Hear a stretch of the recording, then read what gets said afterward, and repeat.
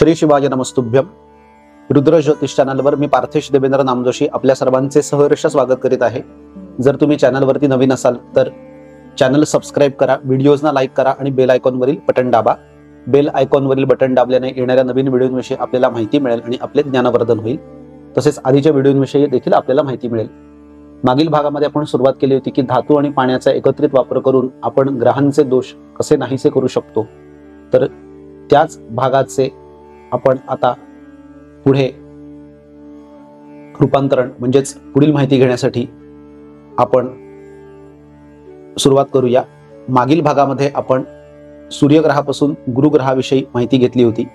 आता या भागामध्ये आपण शुक्र ग्रहापासून केतू या ग्रहापर्यंत माहिती घेऊया की धातू आणि पाण्याचा उपयोग करून या ग्रहांचे दोष आपल्याला कसे नाहीसे करता येतील.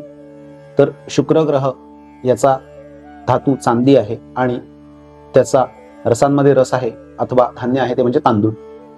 तांदूळाची पेस्ट तयार केली आणि ते पाण्यामध्ये ठेवली आणि चांदीमध्ये ही पेस्ट तयार करून ते पाणी, तांदूळाच्या पेस्टचे पाणी शंकराला वाहिल्यास शुक्र ग्रहाचा दोष आपल्याला समाप्त होताना दिसून येतो.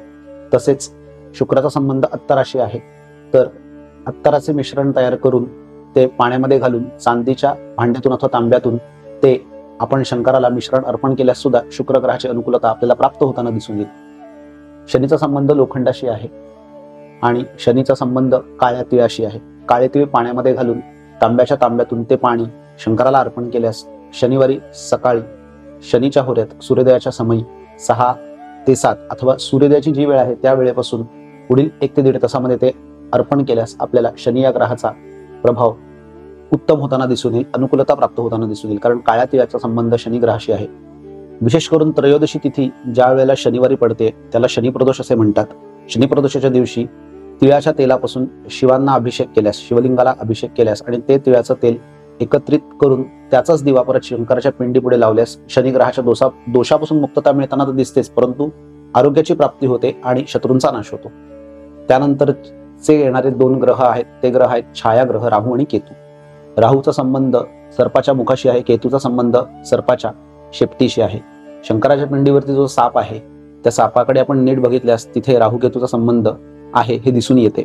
म्हणूनच त्याच्यावरती चंदन पाण्यामध्ये मिक्स करून ते पाणी जर पिंडीवरील सापावर वाहिलेस आपल्याला राहू आणि केतू या ग्रहांच्या दोषापासून मुक्तता होताना दिसून येते. तसेच त्यांचाही संबंध राहू आणि केतूचा अनुक्रमे तिळाशी आहे. राहूचा संबंध काळ्या तिळाशी आणि केतूचा संबंध हा पांढऱ्या तिळांशी आहे.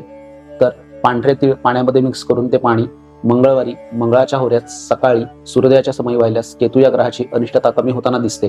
तर राहूसाठी शनीच्या होऱ्यात शनिवारी सकाळी सूर्योदयाच्या समयी काळे तीळ पाण्यामध्ये घालून अथवा काळ्या तिळाची पेस्ट तयार करून ते मिश्रण पाण्यात घालून तांब्यातून ते पाणी शिवलिंगावरती आणि शंकराच्या पिंडीवर असलेल्या नागावर वाहिल्यास आपल्याला राहू या ग्रहाच्या दोषापासून मुक्तता होताना दिसून येते. दुसरे असे की हे दोन्ही प्रकारचे तीळ, काळे आणि पांढरे तीळ, शनिवारी शनीच्या होऱ्यात पाण्यात प्रवाहित केले अथवा मंगळवारी मंगळाच्या होऱ्यात पाण्यात प्रवाहित केले तर राहू आणि केतूचे अनुक्रमे दोष कमी होताना दिसतील.